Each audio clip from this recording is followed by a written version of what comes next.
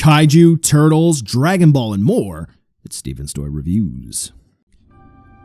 Hey, hello there collectors, it is Steven here, and I'm bringing you another Vinyl Kaiju review, where today we're going to be taking a look at something that Mondo had the cojones to take a crack at, and I think they may have come out on top here. Today we're going to be taking a look at their Pulgasari soft vinyl figure. Now I say that with an emphasis on sorry because they spelled it kind of like dinosaur. Pulga, S-A-U-R-I, where depending on source material, it's S-A-R-I. So Pulgasari, I'm just going to go ahead and say that. So in front of us, again, we do have the green variant, and a lot of folks have been wondering if these are going to be worth the purchase. Why? 100 of each of them, except for the green variant, which had 300 of them, and it was pretty much as soon as they go up, they went out of stock. Scalpers got them, trying to flip them on eBay for a profit, and they actually got a little bit of a backlash in the Godzilla collecting community because of stereotypes about what soft vinyl figures are. So, should you let the old guard soil your enjoyment of this unique Golden Bull Kaiju collectible figure, or should you just join everybody else and just post funny memes on Twitter and Instagram about it? Let's take a look to see whether or not Pulgasari is worth adding into your collection. So like I made mention, there are some other colorways of this one, which I'm not going to be featuring heavily in this review. I just kind of wanted to talk about them.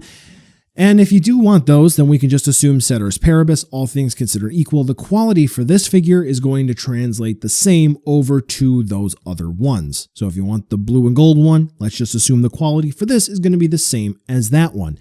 And also, I wanted to feature this one for two reasons. One, for those of you who may be just checking out videos casually, hey, Pulgasari, this one is closer to accurate, and also this one had a bit more quality control issues than all of the other ones combined, except for the big one, that'll get its own video, and so I really wanted to highlight everything that may be wrong or may be right with this release.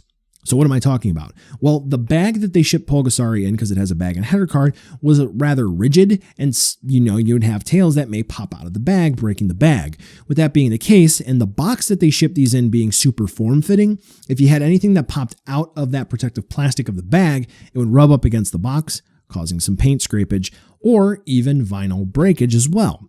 Now, for this green one in particular, it did have an issue called horn gate, as it was so affectionately called, where the horns of Pulgasari would actually be popped off in the bag. Turns out just wasn't enough glue on the horn at the factory. Just put a little dab of glue on it, put it back in, you're good to go. Mondo actually did good by sending out instructions. I think they even sent out like a % off coupon. So yeah, Mondo did just fine with that. Now, I haven't talked a lot about the figure so far, just because, quite frankly, it's good. I mean, really good. I mean, I do own the green and purple one, so I can say confidently that the quality basically is transferable, generalizable, whatever word you're comfortable with, between figures.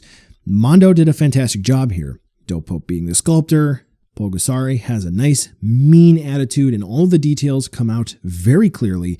And the green, I don't believe that's green vinyl. I believe they used a different color vinyl on the base, and they used a green base coat. But anyway, the rest of the paint that is used to help bring out the details, sort of like that little brownish that's on the nose, but mainly the black wash that is found on the green portion of Pulgasari, that is also found a little bit on the gold parts, including the different shades of gold on the armor, look fantastic. And then when we do take a look at some of the finer details, I suppose you might say, such as the claws and the toes and the back spikes, you can see where there may have been some high points of contact. There's some rubbing, and yeah, unfortunately we are going to have some paint rub, so that isn't necessarily as good. But overall, collectively speaking, for the price point of about 80 bucks, yeah, Pulgasari came out pretty good.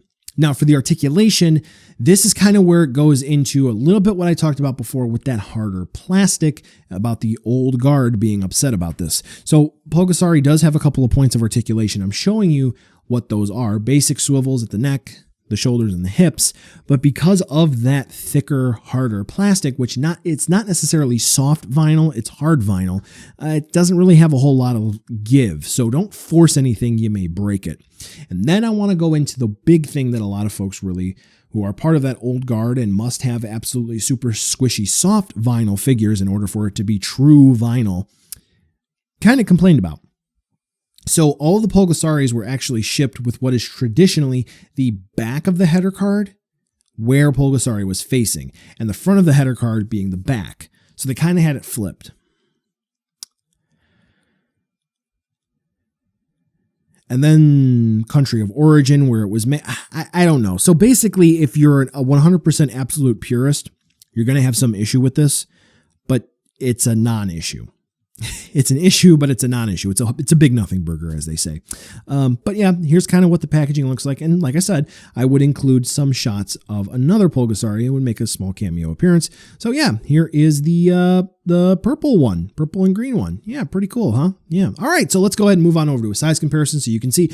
Yeah, this is supposed to be about 8-inch scale or so, I believe, and it is pretty intimidating. Unfortunately for me, it doesn't really blend in well with too much else of what I have, but it is nice to have this guy in the collection. So buy now, skip, or wait for a deal. Unfortunately, these are all full sold out on Mondo's website. You're going to have to buy these on the aftermarket. You can find the green and purple one for about retail. Everything else, skyrocket. So if you missed out, sorry to say that, hope you're able to get a good deal. But generally speaking, if you're a fan of Pulgasari, definitely worth the purchase. I don't know what other figures we're going to get in the future, so better get while the getting's good, or better buy while the buying's good, I suppose. It's a good figure. Pick it up. The big one, we'll talk about that in its own poorly packaged video. Yeah. Well, collectors, that brings us to the end of the video today, and I just wanted to take a second to thank you so much for watching. Now, you've heard a lot from me. I'd like to hear a little bit from you. Drop in the comments down below whether or not you liked it, you hated it, or maybe you were somewhere in between. I also want to take an extra second here for a nice, humongous thank you to all the patrons for SDR over the last month who have really helped the channel grow into what it can be today. So to all of you, 2 big thumbs up. Thank you very much. And now the end card should be popping up, which will give you a few clickable links, like maybe to subscribe or head on over to my Patreon, or some short URLs like to my social media or to my Teespring store. There's also a video I hand selected for you, so if you want to watch another STR video, I hand selected some good content for you to watch, so definitely check out that video. Thank you again so much for watching, and I'll catch ya in the next video.